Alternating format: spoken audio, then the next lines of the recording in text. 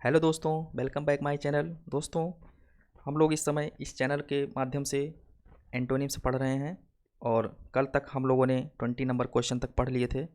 और जैसा कि आप लोगों को पता है कि 10-10 क्वेश्चन इस समय इस चैनल के माध्यम से आप लोगों को पढ़ाया जा रहा है एंटोनिम्स, और ऐसे ही इसको लगातार जारी रखेंगे।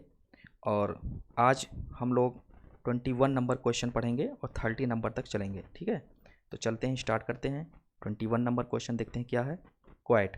क्वाइट का मतलब होता है शांत। ठीक है, क्वाइट का मतलब शांत। अब इसमें चारों ऑप्शन को एक बार हम लोग देखेंगे कैसे क्या है। तो ऑप्शन नंबर ए है पेंडेमोनियम। पेंडेमोनियम का मतलब होता है शोरगुल। Option number be incomplete. Incomplete का मतलब होता है अपूर्ण। और ऑप्शन नंबर सी है स्ट्रॉन्ग। स्ट्रॉन्ग का मतलब होता है मजबूती या मजबूत। और ऑप्शन नंबर डी है वायलेंट। वायलेंट का मतलब होता है विद्रोह या फिर हिंसक। तो क्वाइट क्वाइट का मतलब होता है शांत। और पेंडेमोनियम पेंडेमोनियम का मतलब होता है शोरगुल। यानी अगर इसमें चारों ऑप्शन में अगर मैच कराएं क्वाइट को, तो ऑप्शन नंबर ए करेक्ट होगा। यानी पेंडेमोनियम मतलब शोरगुल, क्वाइट का मतलब शांत। ये इसका आंसर जो होगा, आंसर नंबर ऑप्शन नंबर ए सही हो जाएगा। चलते हैं नेक्स्ट क्वेश्चन पे। 22 सिमरिंग। सिमरिंग का मतलब होता है झिलमिलाता हुआ। अब इसमें चारों ऑप्शन को चेक करेंगे। ग्लूमी। ग्लूमी का मतलब होता है अंधकारमय या फिर दुखी। Option number B repining. Repining का मतलब होता है बिलाप करता हुआ।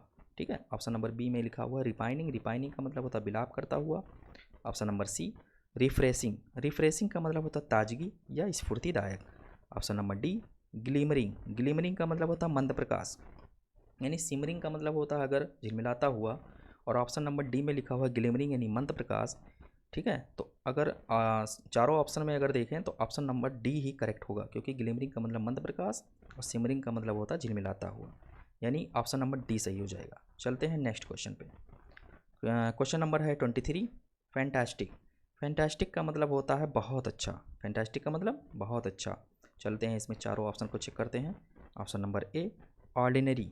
ऑर्डिनरी का मतलब होता है सामान्य या फिर साधारण। Option number B classic. Classic का मतलब होता है प्रतिष्ठित या फिर शानदार। Option number C rational. Rational का मतलब होता है तर्कसंगत या फिर उचित। और ऑप्शन नंबर डी लिखा हुआ है ओल्ड। ओल्ड का मतलब होता है पुराना। यानी फैंटास्टिक का मतलब अगर होता है बहुत अच्छा।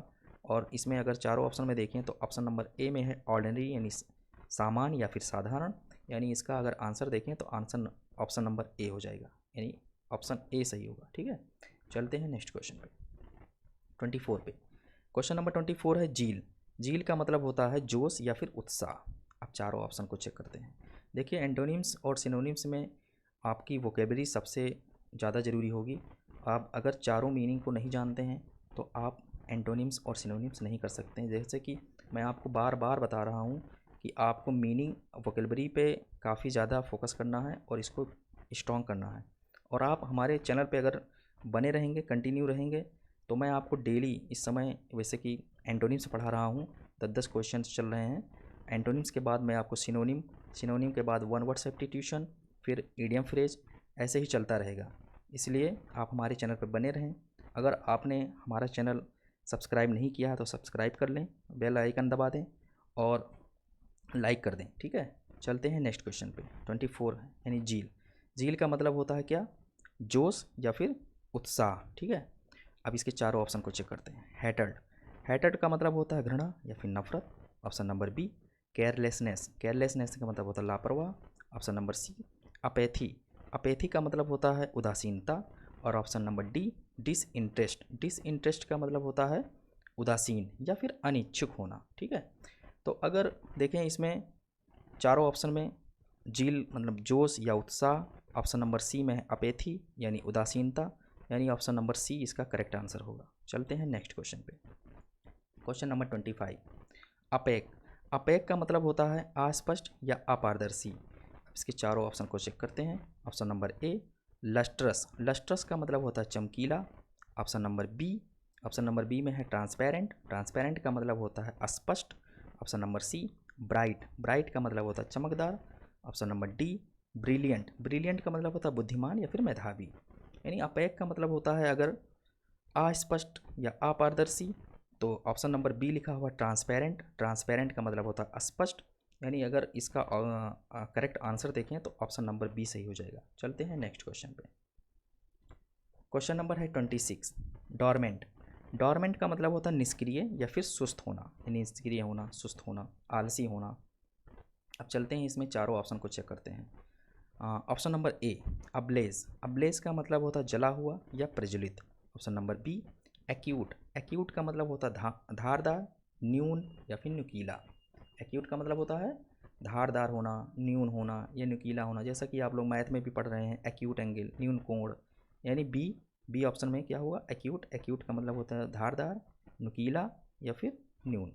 ऑप्शन नंबर बी हो गया। Option number C able. Able का मतलब होता है योग या फिर समर्थ होना। एबल का मतलब योग होना या फिर समर्थ होना। Option number D active. Active का मतलब होता है सक्रिय होना, ठीक है। यानी डॉर्मेंट का मतलब होता है निष्क्रिय होना या फिर सुस्त होना। ऑप्शन नंबर डी में लिखा हुआ है एक्टिव। एक्टिव मतलब होता है सक्रिय होना, यानी इसका अगर आंसर देखें तो answer number D, option number D इसका करेक्ट आंसर होगा। चलते हैं नेक्स्ट क्वेश्चन पे। क्वेश्चन नंबर है 27, इंड्यूरिंग। इंड्यूरिंग का मतलब होता है चिरस्थायी या फिर अस्थायी। चारों ऑप्शन को वन बाय वन चेक करते हैं। Option number A painful. Painful का मतलब होता है दुखदाई, ठीक है। Option number B fleeting. Fleeting का मतलब होता है अस्थायी या फिर क्षणिक। Option number C permanent. Permanent का मतलब होता है अस्थायी होना। Option number D long lasting. Long lasting का मतलब होता है टिकाऊ होना, किसी चीज़ का टिकाऊ होना उसको बोलते हैं लॉन्ग लास्टिंग। इंड्यूरिंग। इंड्यूरिंग का मतलब होता है चिरस्थायी या स्थायी होना। और यहाँ पे लिखा हुआ है ऑप्शन नंबर बी में फ्लीटिंग। फ्लीटिंग का मतलब होता है अस्थायी या फिर क्षणिक, कोई चीज़ क्षणिक होना, अस्थायी होना, यानी ज़्यादा देर तक टिक कर न रहना, तो इसको बोलते हैं फ्लीटिंग। यानी इंड्यूरिंग का मतलब चिरस्थायी, अस्थायी। फ्लीटिंग मतलब होता है अस्थायी, यानी इसका अगर ऑप्शन बी नंबर देखें तो करेक्ट आंसर बी होगा, ठीक है। चलते हैं नेक्स्ट क्वेश्चन पे। क्वेश्चन नंबर है 28, ब्रेव। ब्रेव का मतलब होता है बहादुर। ब्रेव का मतलब बहादुर होना। चलते हैं चारों ऑप्शन को चेक करेंगे। देखिए चारों ऑप्शन को चेक करना, मीनिंग जब तक आप चारों नहीं जानेंगे आप नहीं कर सकते, इसलिए मैं बार बार कहूँगा कि आप चारों ऑप्शन में चेक करेंगे तभी आप बता सकते हैं, इसलिए वोकेबलरी को आप स्ट्रॉन्ग कीजिए। चलते हैं नेक्स्ट क्वेश्चन पे। ब्रेव यानी 28 नंबर क्वेश्चन है, ब्रेव। ब्रेव का मतलब बहादुर।